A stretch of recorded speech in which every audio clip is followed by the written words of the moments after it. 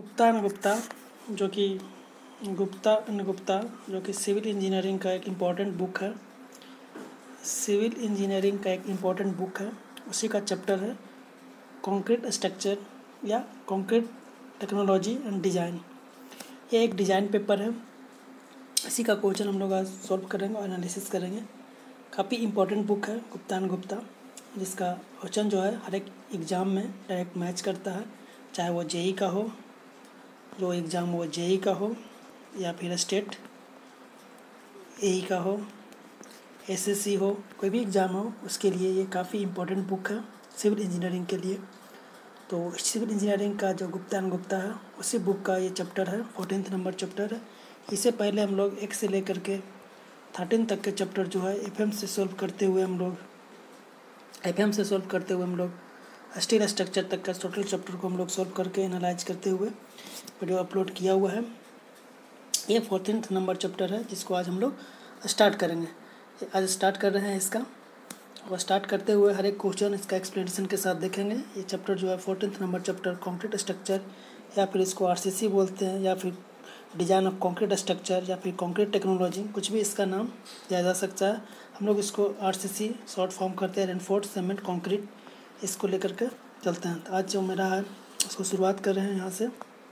इससे पिछले भाग में हम लोग 160 तक का क्वेश्चन को हम लोग सॉल्व किए थे। मीन्स 120 से लेकर के 160 तक का जो क्वेश्चन है वो लास्ट पार्ट में हम लोग सॉल्व किए थे। लास्ट पार्ट मेरा 4th पार्ट था इसका, आरसीसी का या कंक्रीट स्ट्रक्चर का। ये मेरा 5th नंबर पार्ट होगा। इसमें हम लोग 160 से आगे का जो क्वेश्चन है उसको सॉल्व कर रहे हैं, एनालिसिस कर रहे हैं। तो सबसे फर्स्ट क्वेश्चन देखते हैं मेरा, 160 से ये स्टार्ट करते हैं। 160 पे मेरा कौन सा क्वेश्चन है वो देख लेते हैं। फर्स्ट क्वेश्चन मेरा 160 का क्या कर रहा था, बॉन्ड स्ट्रेंथ। जो बॉन्ड स्ट्रेंथ है बिटवीन किसके बीच में, स्टील एंड कंक्रीट। स्टील और कंक्रीट के बीच में जो बॉन्ड स्ट्रेंथ है वो कैसे, किस पे इफेक्ट करता है या किस पे डिपेंड करता है वो बोल रहा है। तो स्टील प्रॉपर्टीज़ पे डिपेंड करता है, सही है। कंक्रीट प्रॉपर्टीज़ पे भी डिपेंड करता है, ये भी सही है। और ये श्रिंकेज कंक्रीट पे भी डिपेंड करता है। इस तरह से कह सकते हैं कि जो बॉन्ड स्ट्रेंथ है किसके बीच में, स्टील और कंक्रीट के बीच में, किस पे इफेक्ट करेगा, तो स्टील प्रॉपर्टीज़ पे भी, कंक्रीट प्रॉपर्टीज़ पे भी, और श्रिंकेज ऑफ कंक्रीट। तो इस तरह से मेरा तीनों इसका आंसर हो जाएगा, that is all of the above, that is D.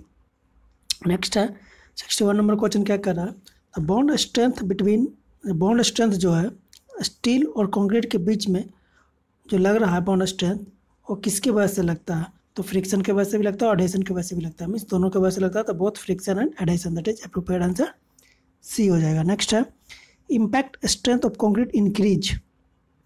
जो इम्पैक्ट स्ट्रेंथ है कंक्रीट का, वो किससे इंक्रीज कर रहा है वो बोल रहा है।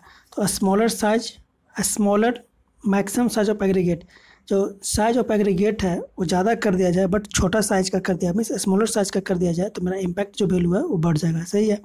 Aggregate with high modulus of elasticity, अगर मॉडुलस ऑफ इलास्टिसिटी बढ़ा दें तो फिर इम्पैक्ट स्ट्रेंथ बढ़ेगा नहीं। मॉडुलस ऑफ इलास्टिसिटी अगर बढ़ा दिया जाए एग्रीगेट का, aggregate with high modulus of elasticity, अगर मॉडुलस ऑफ इलास्टिसिटी बढ़ा दिया जाए एग्रीगेट का, तो जो इम्पैक्ट स्ट्रेंथ है वो डिक्रीज करता है। इस तरह से कह सकते हैं कि जो स्मॉलर साइज के वजह से स्ट्रेंथ, इम्पैक्ट स्ट्रेंथ जो होगा इंक्रीज करेगा, ये सही है। बट एग्रीगेट का इलास्टिसिटी की वजह से क्या होगा, वो डिक्रीज करेगा। और aggregate with low Poisson's ratio, अगर पॉइसंस रेशियो को कम करेंगे तो भी मेरा जो इम्पैक्ट स्ट्रेंथ है वो बढ़ेगा। तो इसमें इंक्रीज बोल रहा था, तो इंक्रीज किसके वजह से हुआ, तो smaller maximum size of aggregate and aggregate with low Poisson's ratio, means 1 और 3। तो आंसर देख लेते हैं, 1 और 3 किस में है, सी में है। नेक्स्ट है impact strength of concrete is greater. Impact, फिर से इम्पैक्ट स्ट्रेंथ आ गया, greater for water stored concrete than for dry concrete. जो बोल रहा है इम्पैक्ट स्ट्रेंथ जो है किसका ज़्यादा होगा वो पूछ रहा है। तो water stored concrete than dry, तो जो वाटर स्टोर्ड कंक्रीट होगा उसका क्या इम्पैक्ट स्ट्रेंथ ज़्यादा होगा, नहीं। तो वाटर स्टोर्ड जो होगा, जो वाटर स्टोर्ड कंक्रीट होगा, वाटर स्टोर्ड कंक्रीट जो होगा उसका जो इम्पैक्ट स्ट्रेंथ होता है वो कम होता है, ग्रेटर नहीं होता। तो ये गलत हो गया मेरा। एंगुलर क्रस्ट एग्रीगेट है, एंगुलर वैल्यू अगर बढ़ता है तो हम लोग जानते हैं कि स्ट्रेंथ बढ़ता है, एंगुलरिटी बढ़ता है तो स्ट्रेंथ बढ़ता है कंक्रीट का। तो इस तरह से कह सकते हैं कि इम्पैक्ट स्ट्रेंथ मेरा बढ़ेगा। रॉड एग्रीगेट, रॉडनेस की वजह से क्या होता है, वर्केबिलिटी बढ़ता है। जब वर्केबिलिटी बढ़ता है तो मेरा स्ट्रेंथ जो है वो डिक्रीज करता है। यहाँ से कह सकते हैं कि अगर इम्पैक्ट स्ट्रेंथ बढ़ाना है तो हमको एंगुलर क्रस्ट यूज करना है, इससे बढ़ेगा मेरा, राउंडेड से डिक्रीज होगा, तो ये गलत हो गया। और वाटर स्टोर जो कंक्रीट हो गया ज़्यादा होता है किसी ड्राई से, तो ये कम होता है, ये ग्रेटर, ये ज़्यादा नहीं होता, इसका कम होता है, तो ये भी गलत है। तो इस तरह से सिर्फ मेरा 2 होगा और सही है, दैट इज डी। नेक्स्ट है, if the contribution of tri calcium silicate, di calcium silicate, tri calcium aluminate and tetra calcium aluminium ferrite to the for 28 days the strength of hydrated ordinate Portland cement respectively। तो ये पूछ रहा है कि percentage कितना किसका ज़्यादा होता है। तो हम लोग जानते हैं कि सबसे ज़्यादा जो होता है इसमें C3S होता है, that is try calcium silicate. उसके बाद क्या होता है, डाई कैल्शियम सिलिकेट। उसके बाद क्या होता है, ट्राई कैल्शियम एल्यूमिनेट। उसके बाद क्या होता है, टेट्रा कैल्शियम एल्यूमिनम फेराइट। तो सबसे ज़्यादा मेरा ये हो जाएगा, इसको W बोला है, इसको बाई बोला, फिर X बोला, W greater than X greater than by greater than Z। तो W greater than X greater than by किस में दिया हुआ, दैट इज A। सबसे ज़्यादा जो परसेंटेज होता है ट्राई कैल्शियम सिलिकेट का होता है, इसके बाद जो होता है डाई कैल्शियम सिलिकेट का होता है, इसके बाद जो होता है C3A का मीन्स ट्राई कैल्शियम एल्यूमिनेट का होता है। इस तरह से इसका आंसर ये हो जाएगा। नेक्स्ट है, initial and final setting time for ordinary Portland cement are approximately. जो इनिशियल एंड फाइनल जो सेटिंग टाइम होता है ऑर्डिनरी पोर्टलैंड सीमेंट का, तो रिलेशन पूछ रहा है क्या होता है। तो फाइनल सेटिंग टाइम बराबर अगर देखा जाए तो रिलेशन जो होता है, अगर फाइनल सेटिंग टाइम बराबर देखा जाए तो 90 मिनट प्लस 1.2T होता है, 1.2T होता है, रिलेशन होता है initial setting and final setting में, दैट इज C।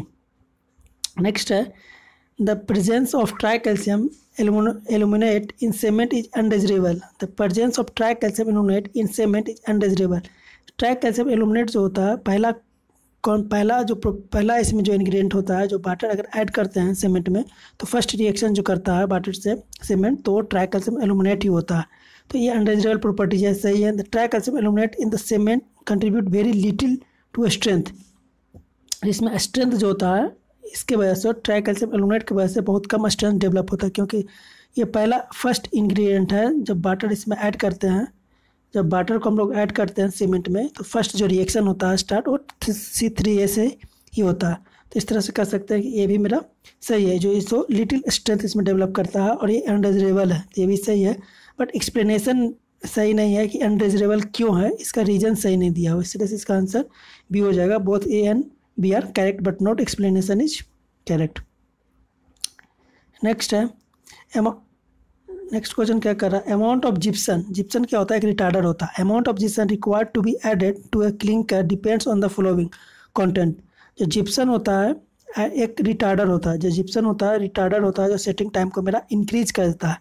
तो जो depends on the following, try calcium aluminate पर डिपेंड करता है नहीं, डाई कैल्शियम एल्यूमिनेट इस पर भी डिपेंड नहीं करता, जो इसका जिप्सन ऐड करते हैं डिपेंड करता है ट्राई कैल्शियम एल्यूमिनेट जो स्टार्टिंग जो रिएक्शन होता है उस पर, और अल्कली पे। तो 3 और 4 मेरा सही हो जाएगा। अगर ट्राई कैल्शियम सिलिकेट का देखा जाए तो ये अर्ली स्ट्रेंथ देता है। जब अर्ली स्ट्रेंथ जो डेवलप होता है किसके वजह से होता है, तो ट्राई कैल्शियम सिलिकेट। और अगर अल्टीमेट स्ट्रेंथ अगर देखा जाए तो अल्टीमेट स्ट्रेंथ जो डेवलप होता है वो C2S से डेवलप होता है। तो अर्ली स्ट्रेंथ के लिए ट्राई कैल्शियम सिलिकेट और अल्टीमेट स्ट्रेंथ के लिए डाई कैल्शियम सिलिकेट। और जिप्सन रिक्वायर्ड होता है तो किसके वजह से डिपेंड करता है, वो ट्राई कैल्शियम एल्यूमिनेट और अल्कली पे डिपेंड करता है। 3 और 4 इसका सही आंसर हो जाएगा, दैट इज C। इस क्वेश्चन मेरा क्या पूछ रहा है, डायमीटर पूछ रहा है किसका, डायमीटर पूछ रहा है किसका, तो नीडल का विकेट सेपरेटर्स में जो यूज होता है इनिशियल सेटिंग टाइम निकालने के लिए। तो हम लोग जानते हैं जो विकेट सेपरेटर्स होता है उसमें एक रॉड होता है जिसका लेंथ जो होता है वो 50 mm होता है, जो लेंथ होता है वो 50 mm होता है, और जो रॉड का जो डाया होता है वो कितना होता है 10 mm होता है। बट इसमें एक नीडल होता है जो पेनिट्रेट करता है कितना 33 mm से लेकर के 35 mm इनिशियल सेटिंग टाइम निकालने के लिए पेनिट्रेशन होता है। इसका जो डायमेंशन होता है ये स्क्वायर शेप का होता है, और ये क्या होता है, ये 1 mm इसका डायमेंशन होता है। तो यहाँ पे डायमीटर पूछ रहा था किसका, नीडल का, तो इसका हो जाएगा 1 mm। अगर इसमें लेंथ पूछता है रॉड का, तो रॉड का जो लेंथ होता है 50 mm होता है, और रॉड का जो डायमीटर होता है वो 10 mm होता है। तो यहाँ पर नीडल पूछ रहा था, तो नीडल का कितना हो जाएगा 1 mm हो जाएगा। नेक्स्ट क्वेश्चन देखते हैं, the heat of hydration of cement can be reduce. जो हीट ऑफ हाइड्रेशन है किससे कम होगा, तो reducing the properties of C3A। अगर C3A को कम कर दिया जाए तो मेरा, और C3S दोनों को अगर कम कर दिया जाए तो मेरा हीट ऑफ हाइड्रेशन जो कम हो जाएगा, दैट इज इसका एग्जैक्ट आंसर हो गया। नेक्स्ट है, increase in the finance of cement result in. अगर फाइनेंस ऑफ सीमेंट इंक्रीज करते हैं तो हम लोग जानते हैं कि स्ट्रेंथ मेरा इंक्रीज करता है, ठीक है। लेकिन इसमें क्या दिया हुआ है, increase in the rate of heat of hydration without changing the total amount. हाँ, तो अगर स्ट्रेंथ इंक्रीज करेगा, अगर फाइनेंस जैसे ही बढ़ाते हैं तो रेट ऑफ जो हीट है हाइड्रेशन का वो भी इंक्रीज करता है। तो इंक्रीज कर रहा है क्या, rate of heat of hydration without changing the total जो हीट ऑफ हाइड्रेशन है, टोटल अमाउंट जो हीट है वो सेम रहता है, वो चेंज नहीं करता, बट रेट जो है वो इंक्रीज करता है फाइनेंस बढ़ने से। इस तरह से इसका आंसर ये हो जाएगा। नेक्स्ट है, rapid hardening cement is generally not use in the mass concrete.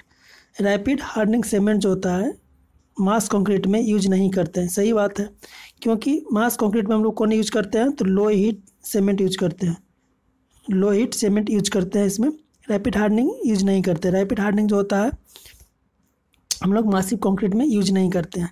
तो rapid hardening cement is generally not use in the mass concrete construction. सही है, क्यों करते हैं, रीजन दिया हुआ है, the rate of heat development is low in rapid hardening cement.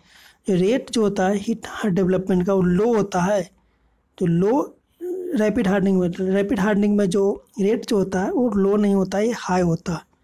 तो ये तो गलत हो गया, क्योंकि यहाँ पर दिया हुआ है कि रेट जो है डेवलपमेंट हीट का वो कम होता है किसमें, रैपिड हार्डनिंग में, तो लो नहीं होता है, हाई होता है। तो इस तरह से कह सकते हैं कि सिर्फ मेरा ए सही है, असर्शन मेरा सही है। तो असर्शन किस में दिया हुआ, ए इज ट्रू, बस R is false, that is C. Next है, if the angularity number of an aggregate is increase. Angularity number अगर इंक्रीज करता है तो हम लोग जानते हैं कि स्ट्रेंथ मेरा इंक्रीज करता है। Then the workability of the concrete, the angularity number और वर्केबिलिटी इन्वर्सली प्रोपोर्शनल होता है। एंगुलरिटी नंबर इन्वर्सली प्रोपोर्शनल होता है किसका, वर्केबिलिटी का। तो एंगुलरिटी नंबर का अगर हम बढ़ा रहे हैं तो वर्केबिलिटी क्या होगा, तो डिक्रीज होगा। ऐसे देखा जाए तो एंगुलरिटी नंबर जो होता है वो कितना वैरी करता है, जीरो से लेकर के, एंगुलरिटी नंबर जो होता है वो कितना से वैरी करता है, तो जीरो से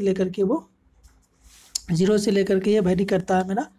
एंगुलरिटी नंबर सबसे कम जो होता है वो जीरो होता है, मैक्सिमम जो होता है वो 10 होता है। जीरो किसके लिए होता है, जब राउंडेड एग्रीगेट है, जो राउंडेड एग्रीगेट के लिए जो एंगुलरिटी नंबर का वैल्यू जो होता है, एंगुलरिटी नंबर का जो वैल्यू होता है राउंडेड एग्रीगेट के लिए वो जीरो होता है। और हम लोग जानते हैं कि राउंडेड एग्रीगेट का जो वर्केबिलिटी होता है वो सबसे ज़्यादा होता है। वर्केबिलिटी जो होता है सबसे ज़्यादा किसका होता है, तो राउंडेड एग्रीगेट होता है। इसे भी कह सकते हैं कि जो एंगुलरिटी नंबर जो है इन्वर्सली प्रोपोर्शनल है वर्केबिलिटी का। तो एंगुलरिटी नंबर जो है इन्वर्सली प्रोपोर्शनल हो गया किसका, वर्केबिलिटी का। इस तरह से कह सकते हैं इसका आंसर डिक्रीज होगा। नेक्स्ट है, if W1, W2, W3, W4 चार वर्ड दिया हुआ है, weight of the sand in oven dry, air dry, saturated and moist condition. तो पूछ क्या रहा है, देन द मॉइस्चर कंटेंट, तो मॉइस्चर कंटेंट पूछ रहा है। तो मॉइस्चर कंटेंट जो मॉइस्ट कंडीशन उसमें से घटा देते हैं सैचुरेटेड के, that is W4 minus W3, ये दे देगा मेरा moisture content, W4 minus W3, that is C. Next है, तो ऑर्डिनेट ऑफ ग्रेडिंग कर्व, जो ग्रेडिंग कर्व का जो ऑर्डिनेट है, ग्रेडिंग कर्व क्या होता है, तो ऑर्डिनेट ऑफ ग्रेडिंग कर्व एक रिलेशन होता है किसके, इसमें एक प्लॉट किया जाता है नॉर्मल स्केल पे। जो ऑर्डिनेट इसमें पूछ रहा है ग्रेडिंग कर्व में, अपन एग्रीगेट रिप्रेजेंट, जो ऑर्डिनेट है क्या रिप्रेजेंट करता है, तो रिप्रेजेंट करता है जो परसेंटेज पासिंग होता है see plotted, cumulative percentage passing is see plotted on the normal scale. जो परसेंटेज पास कर रहा है किसी सीव से और नॉर्मल स्केल पे जो उसको ड्रा करता है उसी को हम लोग ऑर्डिनेट होता है किसमें, ग्रेडिंग कर्व में। तो यहाँ पे ये ध्यान देना है कि ये नॉर्मल स्केल पे ड्रा किया जाता है, cumulative percentage passing, normal scale पे, ना कि लॉगरिथमिक स्केल पे। यहाँ पे क्या होता है, ग्रेडिंग कर्व जो होता है नॉर्मल स्केल पर ड्रा किया जाता है कॉमुलेटिव परसेंटेज। तो इस तरह से इसका आंसर ये हो जाएगा। नेक्स्ट है 175 नंबर क्या कहता है, increase in finance models of aggregate. अगर फाइनेंस मॉडल्स बढ़ा रहे हैं तो क्या होता है, फाइनेंस ग्रेडिंग, कोर्स ग्रेडिंग। अगर फाइनेंस मॉडल्स का देखा जाए, फाइनेंस मॉडल्स का अगर देखा जाए तो 2.2 से लेकर के 2.2 से लेकर के 2.6 तक होता है, 2.6 to 2.9 तक होता है, और 2.9 से लेकर के 3.2 तक होता है। तो ये होता है मेरा फाइन के लिए, ये होता है मीडियम के लिए, ये होता है कोर्स के लिए। तो यहाँ पर देख रहे हैं कि फाइनेंस मॉडल्स मेरा अगर जब बढ़ रहा है, फाइनेंस मॉडल नीचे बढ़ रहा है तो फाइन से मेरा कोर्स की ओर तरफ जा रहा है। यहाँ पे कोर्स की ओर जा रहा था, यहाँ पे क्या रहा है, increase in finance models of aggregate indicate तो कोर्सर ग्रेडिंग। जब फाइनेंस मॉडल्स मेरा बढ़ेगा तो कहाँ की ओर हो रहा है, कोर्स की तरफ बढ़ रहा, that is coarser B. Next है, weight of an oven dry sand and air dry sand 500 gram and अगर वेट ओवन ड्राई में, जब में से ड्राई जो वेट हो गया 500 हो गया और एयर ड्राई में जो हो गया 520 ग्राम हो गया respectively, the weight of the same sand under the saturated but surface dry condition 525 grams, then the water absorption कितना करेगा, तो जो सैचुरेटेड हो गया उसमें से ओवन ड्राई का सब्ट्रैक्ट कर देंगे तो परसेंटेज निकल जाएगा। तो यहाँ पर देखा जाए तो सैचुरेटेड में कितना था मेरा 525 माइनस कर देंगे ओवन ड्राई का, ओवन ड्राई में कितना मेरा 500 डिवाइड बाई परसेंटेज निकालना है तो फर्स्ट वाला में निकाल देंगे, तो इसको सब्ट्रैक्ट करेंगे तो कितना आ जाएगा 25 डिवाइड बाई 500, इसको डिवाइड करेंगे तो दैट इज 1% निकाल रहा है 5, तो बच गया 5%, यहाँ से निकल गया तो आ जाएगा मेरा 5%। इस तरह से इसका कर सकते हैं, सिंपल से निकालना था। ओवर ड्राई जो है, जो ओवन ड्राई है उसमें सब्ट्रैक्ट कर देते हैं किस में से, जो सैचुरेटेड है, तो 525 माइनस 500 डिवाइड बाई 500, इसका परसेंटेज निकाल देंगे जो आएगा दैट इज 5%। नेक्स्ट है soundness test cement. Soundness test जो होता है हम लोग जानते हैं कि Le Chatelier method and autoclave method से निकाला जाता है, किससे, जो अनबर्न जो लाइम होता है उसको रिमूव करने के लिए सॉर्डनेस टेस्ट किया जाता है सीमेंट का।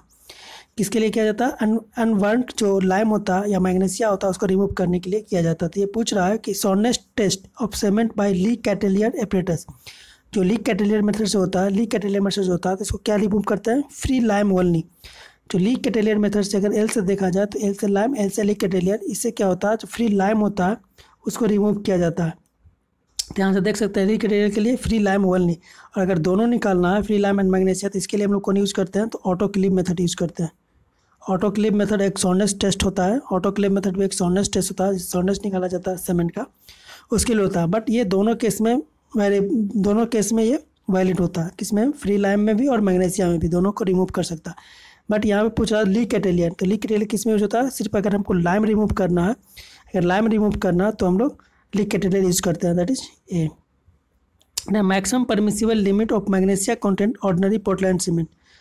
मैग्नीशिया कंटेंट कितना होता है, मैग्नीशिया कंटेंट कितना होता है पोर्टलैंड सीमेंट में पूछ रहा है, तो मैग्नीशिया कंटेंट मैक्सिमम कितना होता है, इसमें 6% होता है। अगर सीमेंट में वाकई देखा जाए परसेंटेज तो हम लोग देखें तो LSA means lime, silica, alumina, lime कितना होता है 60 to 67%, सिलिका कितना होता है, सिलिका का देखा जाए तो 17 to 25%, एलुमिना कितना होता है तो 3 to 8%। ये इम्पोर्टेंट इंग्रेडिएंट है सीमेंट का। सबसे ज़्यादा होता है लाइम, इसको लस्सा याद किए हुए हैं, तो एल से हम लोग देख लिए लाइम कितना हुआ 60 to 67%, सिलिका कितना हुआ 17 to 25% और एलुमिना होता है 3 to 8%। इसमें मैग्नीशिया पूछ रहा था, तो मैग्नीशिया जो होता है वो 6% होता है, मैग्नीशिया जो होता है वो 6% होता है। लॉस ऑन इग्निशन एक होता है लॉस ऑफ इग्निशन जो होता है वो 5% होता है। मैग्नीशिया मेरा 6%, loss of ignition 4%, sulphur 3%। Next है according to Indian standard the minimum 7 days compressive strength of ordinary Portland cement. 7 days का पूछ रहा है कॉम्प्रेसिव स्ट्रेंथ किसका, ordinary Portland cement and Portland pozzolana cement, तो दोनों का जो होता है सेम होता है 7 days पे, तो सेम इसमें होगा। और मैक्सिमम कितना होता है 21.5 न्यूटन पर mm²। 7 days पे, ये 3 days ये पूछता है तो 3 days पे कितना होता है मेरा 15.5 होता है। यहाँ पे 3 ये हो गया 3 days पे और ये हो गया मेरा 7 days पे। 7 days पे पूछ रहा है तो that is D is the correct answer. Next है according to Indian standard the pozzolana content in Portland pozzolana cement is. According to Indian standard the pozzolana content कितना होता है पोर्टलैंड सीमेंट में, तो पोजलाना कंटेंट जो होता है 10 to 25% होता है पोजलाना कंटेंट किसमें, पोर्टलैंड पोजलाना सीमेंट में, दैट इज ए। नेक्स्ट है according to Indian Standard limit of loss of ignition. अभी हम लोग देखे थे लॉस ऑफ इग्निशन कितना होता है सीमेंट में 5% होता है, लॉस ऑफ इग्निशन 5%। ये हो गया मेरा मैग्नीशियम, ये हो गया मेरा मैग्नीशियम, और अगर 3% देखा जाए तो ये होता है सल्फर, ये होता है सल्फर कंटेंट अगर देखा जाए तो 3%, मैग्नीशियम कंटेंट देखा जाए तो 6%, लॉस ऑफ इग्निशन देखा जाए तो 5%, और अगर इनसोल्युबल एसिडेंट देखा जाए तो 4%। यहाँ से देख लिया ये मेरा सल्फर कंटेंट हो जाएगा, ये मेरा लॉस ऑफ इग्निशन हो जाएगा, 6% मैग्नीशिया हो जाएगा। यहाँ पर लॉस ऑफ इग्निशन पूछ रहा था, that is see the correct answer. Next for the constant water cement ratio, water cement ratio जो कांस्टेंट है decrease in aggregate cement ratio, तो एग्रीगेट सेगमेंट रेशियो और वर्कबिलिटी में रिलेशन पूछ रहा है, तो हम लोग जानते हैं कि एग्रीगेट सेगमेंट रेशियो जो होता है इन्वर्सली प्रोपोर्शनल होता है किसका, वर्कबिलिटी का, इन्वर्सली प्रोपोर्शनल होता है वर्कबिलिटी का। Aggregate segment ratio inversely proportional to workability, और एक होता है टाइम ऑफ ट्रांजिट जो होता है इन्वर्सली प्रोपोर्शनल वर्कबिलिटी का। यहाँ पर क्या पूछ रहा है कि aggregate segment ratio cause, aggregate segment ratio अगर decrease in aggregate segment ratio, अगर एग्रीगेट सेगमेंट रेशियो का वैल्यू डिक्रीज करते हैं तो वर्कबिलिटी मेरा क्या होगा, वो इंक्रीज करेगा, क्योंकि इन्वर्सली प्रोपोर्शनल होता है। इसी पर और होता है टाइम ऑफ ट्रांजिट भी अगर रहेगा, इसमें टाइम ऑफ ट्रांजिट भी रहता तो भी यही होता है, क्योंकि इसको अगर डिक्रीज करेंगे तो ये मेरा इंक्रीज करेगा, क्योंकि इन्वर्सली प्रोपोर्शनल होता है एग्रीगेट सेगमेंट रेशियो का, एग्रीगेट सेगमेंट रेशियो का इन्वर्सली प्रोपोर्शनल होता है वर्कबिलिटी। तो आंसर ये हो जाएगा। नेक्स्ट है workability of fresh concrete increase with time. Workability होता है जो टाइम का इन्वर्सली प्रोपोर्शनल होता है, तो ये तो गलत हो गया। अभी हम लोग देखें कि वर्कबिलिटी जो होता है इन्वर्सली प्रोपोर्शनल हो गया टाइम का, टाइम बढ़ेगा तो वर्कबिलिटी मेरा घटेगा, तो यहाँ से कह सकते हैं कि मेरा गलत हो गया। There is a loss of moisture in the concrete with time, हाँ मॉइस्चर लॉस होता है टाइम के साथ, इसलिए तो ये सही है। ए गलत हो गया और आर सही हो गया, मतलब असर्शन गलत है और रीजन सही है। तो आंसर देख लेते हैं, A is false and R is true, that is D. Next है the workability of concrete increase. Workability जो है इंक्रीज करता है किसके किसके रिलेशन से, इंक्रीज द वाटर कंटेंट, अगर वाटर कंटेंट को इंक्रीज करेंगे तो वर्कबिलिटी मेरा बढ़ेगा, ठीक है। इंक्रीज द टेम्परेचर, अगर टेम्परेचर बढ़ा देंगे तो मेरा वर्कबिलिटी जो है वो बढ़ेगा, क्योंकि टेम्परेचर बढ़ेगा तो हीट ऑफ हाइड्रेशन बढ़ेगा, इससे मेरा वर्कबिलिटी बढ़ जाएगा। Increasing the use of flaky and elongated aggregate, अगर इलोंगेटेड एग्रीगेट डाला जाए तो वर्कबिलिटी मेरा डिक्रीज करेगा ना कि इंक्रीज करेगा। तो यहाँ पर इंक्रीज पूछ रहा था, तो इंक्रीज मेरा दो वजह से होगा, फर्स्ट और सेकंड। ऑप्शन देख लेते हैं, first second, that is B. Next देखा जाए, which of the following workability test is most suitable. Workability test निकालने वाला जो वेरी लो के लिए, जो वेरी लो वर्कबिलिटी निकालने के लिए स्लम टेस्ट का अगर देखा जाए तो इसका वैल्यू 25 to 150 तक होता है। कॉम्पैक्टिंग टेस्ट का देखा जाए तो 0.75 से लेकर के 0.95 तक होता है इसका रेंज। और जो वैल्यू ये होता है टाइम के, वीवी टेस्ट जो होता है वो टाइम के रिस्पेक्ट में देता है, टाइम सेकंड के फॉर्म में देता है। वेरी लो वर्कबिलिटी के लिए हम लोग वीवी टेस्ट यूज करते हैं। यहाँ पे क्या पूछ रहा था, वेरी लो वर्कबिलिटी के लिए हम लोग कौन सा टेस्ट निकालते हैं वर्कबिलिटी का, तो वीवी टेस्ट के माध्यम से निकालते हैं, दैट इज 3। तो ऑप्शन इसका only 3, that is B. Next है the value of VB time for low workability. Low के लिए पूछ रहा है कि वीवी टाइम कितना होगा। हम लोग जानते हैं कि वीवी जो टाइम होता है वो इन्वर्सली प्रोपोर्शनल होता है वर्कबिलिटी का। जितना ज़्यादा टाइम होगा उतना कम वर्कबिलिटी होगा, जितना ज़्यादा टाइम होगा उतना कम वर्कबिलिटी होगा, क्योंकि टाइम जो होता है इन्वर्सली प्रोपोर्शनल है वर्कबिलिटी का। जो वीवी टाइम है वो इन्वर्सली प्रोपोर्शनल है वर्कबिलिटी का। तो यहाँ से देख लेते हैं कि सबसे ज़्यादा जो होगा उसमें क्या होगा, तो सबसे ज़्यादा वाला एक्सट्रीमली लो है, जो अगर 20 से 30 सेकंड दे रहा है तो ये एक्सट्रीमली लो है क्या वर्कबिलिटी। और 10 से 20 सेकंड दिया हुआ तो इसको हम लोग वेरी लो कर सकते हैं। लेकिन इसमें क्या पूछ रहा था, फॉर लो वर्कबिलिटी, तो लो के लिए 5 से 10 सेकंड होता है, लो के लिए 5 से 10 सेकंड होता है, और 2 से 5 सेकंड ये मीडियम हो गया। तो यहाँ पर ये 2 से 5 सेकंड मीडियम के लिए, लो के लिए, वेरी लो के लिए और एक्सट्रीम लो के लिए अगर देखा जाए तो जितना ज़्यादा टाइम रहेगा उतना कम वर्कबिलिटी होगा, तो एक्सट्रीमली लो होगा इससे। लेकिन इसमें सिर्फ लो पूछा था तो लो मेरा 5 से 10 सेकंड हो जाएगा। नेक्स्ट है if the compacting factor concrete is 0.9 then the workability according to Indian standard. Compacting factor दिया हुआ है 0.9, तो इसका जो वर्कबिलिटी होगा वो कौन सा रेंज में होगा, वो मीडियम होगा। हम लोग जानते हैं कि 0.75 से लेकर के 0.8 तक रहता है वो लो होता है, 0.85 तक जो रहता है 0.8 से 85 तक रहता है उसको लो, वेरी लो, और मीडियम जो होता है 0.85 से लेकर के 0.92 तक जो होता है, 0.89 से लेकर के अगर देखा जाए, यहाँ से देख लेते हैं, वेरी लो देखा जाए तो 0.72 to 0.75, 0.75 से 0.80 से लेकर के 0.92 और 0.92 से एवब जो अगर एवब कर दें 0.92 से अगर एवब कर दें तो तो उसका वैल्यू हाई होता है। इसमें 0.9 ज़्यादा, तो इसका रेंज जो होगा मीडियम होगा, दैट इज सी। नेक्स्ट है सिलेक्ट द इनकरेक्ट स्टेटमेंट। इसमें से इनकरेक्ट पूछ रहा है। हायर टेम्परेचर रिड्यूस वर्केबिलिटी, अगर टेम्परेचर बढ़ाएंगे तो क्या वर्केबिलिटी घटेगा? सही है, क्योंकि टेम्परेचर बढ़ेगा तो time of heat of hydration बढ़ेगा, तो इसके वजह से वर्केबिलिटी मेरा डिक्रीज करेगा। तो ये मेरा सही है। Segregation can be reduce by use of air entering, air entertainment से मेरा वर्केबिलिटी जो होता है बढ़ जाता है। तो एयर इंटरमेंट जो है, एयर अगर इंटर करते हैं कंक्रीट में तो वर्केबिलिटी जो मेरा है वो बढ़ जाता है, मीन्स डायरेक्टली प्रोपोर्शनल होता है। तो इससे कह सकते हैं सेग्रेगेशन मेरा कम हो जाता है, तो ये भी सही है। Bleeding is increase by use of air entertainment, अगर हम लोग एयर इंक्रीज करते हैं तो क्या ब्लीडिंग मेरा बढ़ जाता है, तो ब्लीडिंग मेरा बढ़ जाता है। तो जो ब्लीडिंग इंक्रीज नहीं करता, ये रिड्यूस कर जाता है, ये रिड्यूस करता है। अगर एयर इंटर करता है कंक्रीट में तो इसके वजह से जो ब्लीडिंग है कंक्रीट का वो कम हो जाता है। तो इस तरह से कह सकते हैं कि इंक्रीज नहीं होगा, ये रिड्यूस होगा। तो यहीं पर ये गलत है, तो इसका करेक्ट आंसर सी हो जाएगा। नेक्स्ट है according to Indian standard the increase in compressive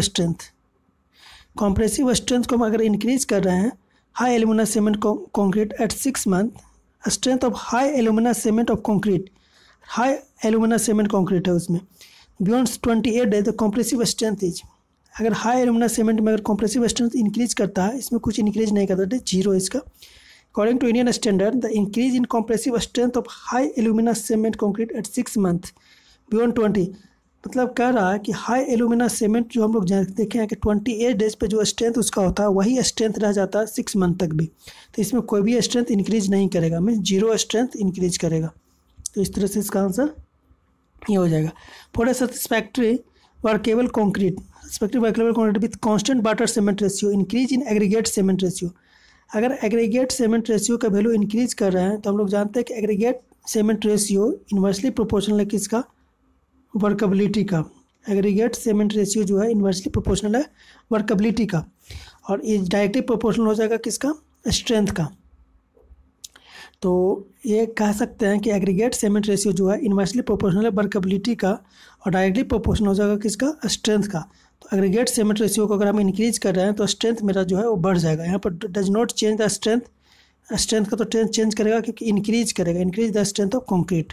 और अगर वर्केबिलिटी में देखा जाए तो इन्वर्सली प्रोपोर्शनल होता है वर्केबिलिटी का एग्रीगेट सीमेंट रेशियो, तो इसका आंसर सी हो जाएगा। नेक्स्ट है the minimum water cement ratio required for full hydration. Full hydration के लिए अगर देखा जाए तो मिनिमम कितना होता है? तो फुल हाइड्रेशन में अगर देखा जाए इसमें 2 पार्ट होता है, 23% एंड 15%। टोटल अगर देखा जाए तो 38% मेरा टोटल रिक्वायरमेंट होता है वाटर सीमेंट रेशियो का। तो minimum water cement ratio required for full hydration के लिए कितना होता है? तो 38%। तो अप्रोक्स देखा जाए तो मेरा दिया हुआ है 0.6%। नेक्स्ट है the presence of entire air in the concrete result, अगर एयर को हम लोग इंक्रीज कर रहे हैं, एयर को हम लोग इंटर कर रहे हैं कंक्रीट में, तो अभी हम लोग देखे थे कि ब्लीडिंग जो रिड्यूस करता है, सही है। Lowering the density of concrete का जो डेंसिटी है वो कम करता है। Decreasing the strength at all stage decrease करता है, क्योंकि इसके वजह से जो होता है एयर इंटर के वजह से वर्केबिलिटी जो है कंक्रीट का वो इंक्रीज करता है। वर्केबिलिटी जो इंक्रीज करेगा तो मेरा जो ब्लीडिंग है वो कम हो जाएगा, डेंसिटी कंक्रीट का वो कम हो जाएगा, और स्ट्रेंथ जो है वो कम हो जाएगा। तो एयर इंटर्ड के वजह से क्या होगा? मेरा ब्लीडिंग रिड्यूस हो जाएगा, डेंसिटी कम हो जाएगा, और स्ट्रेंथ मेरा कम जाएगा। स्ट्रेंथ भी कमेगा, डेंसिटी भी कमेगा, और ब्लीडिंग भी मेरा करेगा। तो इस तरह से मेरा तीनों सही है। आंसर इसका देखा जाए तो डी हो जाएगा। नेक्स्ट क्वेश्चन देखते हैं क्या कर रहा है। The Indian standard recommended the use of calcium chloride. Calcium chloride जानते हैं एक एक्सीलरेटर होता है, कैल्शियम क्लोराइड होता है एक एक्सीलरेटर, एक्सीलरेटिंग, इसमें दिया हुआ है accelerating. Indian standard recommended the use of calcium chloride as accelerating admixture in plain concrete only. Plain में नहीं, रेनफोर्स में भी होता है। प्लेन एंड रेनफोर्स कंक्रीट सही है, प्लेन भी होता है और रेनफोर्स में होता है। प्री स्ट्रेस में नहीं होता, इसमें प्री स्ट्रेस दिया हुआ है, इसमें भी प्री स्ट्रेस दिया हुआ है। तो प्री स्ट्रेस में नहीं दिया हुआ तो हम लोग जानते हैं कि एक्सीलरेटर जो यूज़ होता है कैल्शियम क्लोराइड, इसमें किस में होता है? PCC और RCC में यूज़ होता है। PCC और RCC में यूज होता है। Means plain cement concrete and reinforce cement concrete में हम लोग calcium chloride as accelerator use किया जाता है। दैट इज इसका करेक्ट आंसर जो हो जाएगा बी हो जाएगा। नेक्स्ट है calcium chloride as accelerating admixture is not recommended for use with, किसमें यूज नहीं होता है वो पूछ रहा था। Calcium chloride as accelerating admixture भी हम लोग देखें जो कैल्शियम क्लोराइड और किस में यूज होता है, तो RCC और PCC में यूज होता है, ये इसमें प्री स्ट्रेस में नहीं होता है। तो calcium chloride as accelerating admixture is not recommended for use with, और रेली पोर्टलैंड सीमेंट में तो यूज करते ही हैं, इसमें रैपिड हार्डनिंग में भी यूज करते हैं, हाई एल्यूमिना में इसको यूज नहीं किया जाता। तो calcium chloride high alumina cement में हम लोग एक्सीलरेटर के तौर पे यूज नहीं करते हैं। इस तरह से मेरा not recommended for high alumina cement, इस तरह से मेरा 3 आंसर हो जाएगा, that is C only C. Next है reduction in quantity of mixing water, reduction in quantity of mixing batter which is possible by the use of plasticizer and admixture varies from। कह रहा है कि हम plasticiser अगर use करते हैं concrete में तो कितना बाटर जो है हम लोग रिडक्ट कर सकते हैं उसमें। तो reduction in the quantity of water mixing water which possible by the use of plasticiser and the admixture. अगर हम प्लास्टिसाइजर यूज कर रहे हैं तो हम लोग कितना बाटर इसमें रिड्यूस कर सकते हैं, बाटर का क्वांटिटी है कितना कम कर सकते हैं। तो बाटर क्वांटिटी जो है इसमें अगर हम प्लास्टिसाइजर यूज करते हैं तो 5 से लेकर के 15% हम लोग कम कर सकते हैं प्लास्टिसाइजर में। यहीं पे अगर सुपर प्लास्टिसाइजर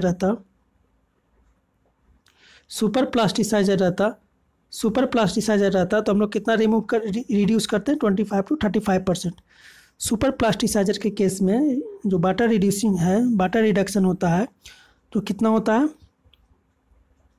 सुपर प्लास्टिसाइजर के केस में जो होता है वो होता है 25 to 35%, बट प्लास्टिसाइजर के केस में कितना होता है,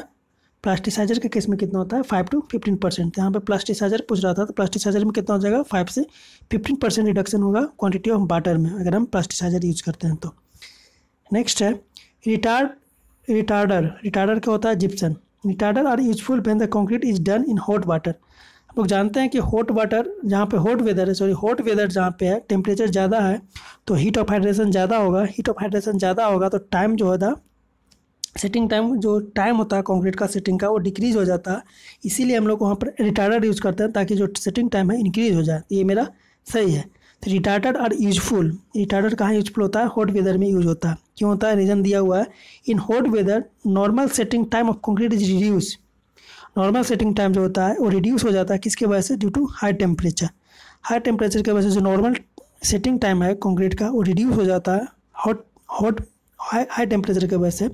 इसीलिए हम लोग यहाँ पे हॉट वेदर में हम लोग रिटार्डर यूज़ करते हैं। तो ये मेरा असर्शन सही है, रीजन सही है, असर्शन सही है और रीजन सही है और इसका एक्सप्लेनेशन भी सही है। तो एक्सप्लेनेशन सही है, इस तरह से इसका आंसर ये हो जाएगा। Both A and R are true and R is the correct explanation of A. Reason जो है करेक्ट एक्सप्लेनेशन दे रहा है कि हॉट वेदर में हम लोग रिटार्डर क्यों यूज़ करते हैं, क्योंकि जो इसका ओरिजिनल जो सेटिंग टाइम है वो कम हो जाता है किसके वजह से, हाई टेम्परेचर की वजह से। नेक्स्ट है एडिशन ऑफ शुगर। हम लोग जानते हैं कि शुगर अगर इंक्रीज करते हैं कंक्रीट में तो सेटिंग टाइम जो है वो इंक्रीज कर जाता है। वो कितना करता है वही इसमें क्वेश्चन पूछ रहा है कि addition of sugar in concrete about 0.05% of weight of cement. अगर 0.05% सीमेंट के वेट से अगर हम लोग इसमें शुगर ऐड करते हैं तो सेटिंग टाइम कितना इंक्रीज करता है, 4 आवर यूज करता है, increasing the setting time by 4 hour. अगर शुगर हम लोग यूज करते हैं कंक्रीट में कितना यूज करते हैं 0.05% वेट ऑफ सीमेंट का, तो जो सेटिंग टाइम है वो 4 आवर इंक्रीज कर जाता है, दैट इज बी।